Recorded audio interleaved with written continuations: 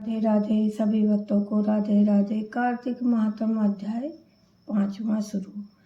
नारद जी ने कहा कि हे ब्राह्मण, कार्तिक महीने में कोई सुंदर व्रत कहें। तब ब्रह्मा जी कहने लगे कि हे पुत्र, मैं विधिवत कहता हूँ जो परम पवित्र और पापनाशक है, तथा यह व्रत सौभाग्यवती स्त्रियों को अवश्य करना चाहिए। तब नारद जी ने प्रश्न किया कि महाराज, इस व्रत की क्या विधि है और कब करना चाहिए। तब ब्रह्मा जी कहने लगे कि हे पुत्र, तुम्हारे स्नेहवश यह अति गुप्त कार्तिक का वृत्तांत मैं कहता हूँ।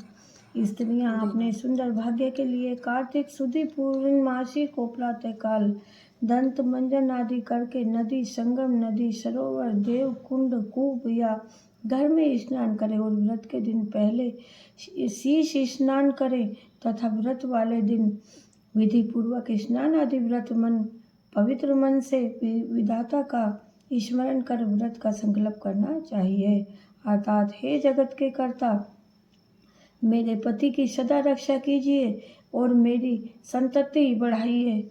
यह मंत्र पढ़कर सूर्य को प्रणाम करें और सुंदर वस्त्र धारण करें। फिर स्वर्ण, मणिक, मुक्ता आदि से सुंदर आभूषण पहने।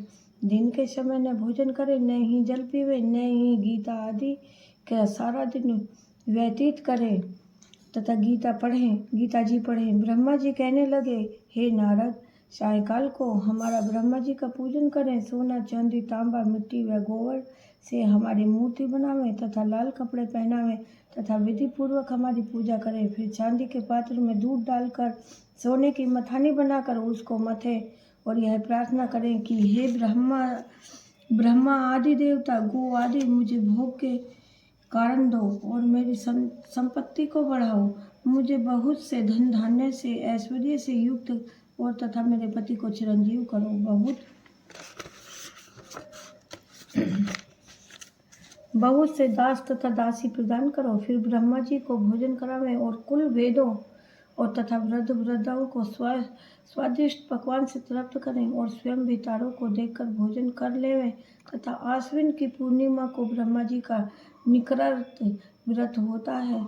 यह आश्विन शुक्ला 15 को ब्रह्मा जी का व्रत सब पापों को नाश कराने वाला होता है तथा सब कामनाओं को पूर्ण करने वाला और ज्ञानियों को मुक्ति देने वाला होता है। भगवान तीर्थ, स्नान, जप, तप, यज्ञ किसी से इतने प्रसन्न हुए जितने कि इस व्रत से प्रसन्न होते हैं। जो ब्रह्मा जी के आगे इस दिन कपूर जलाता है तथा बड़े बड़े यज्ञों और गोदानों का फल प्राप्त करता है और उसके कई तथा एक कुल तर जाते हैं। यह व्रत वैकुंठ को प्राप्त करने वाला होता है। जो केसर और कस्तूरी सहित कपूर अर्पण करते हैं तथा उनके एक वंश ब्रह्मलोक को प्राप्त होता है।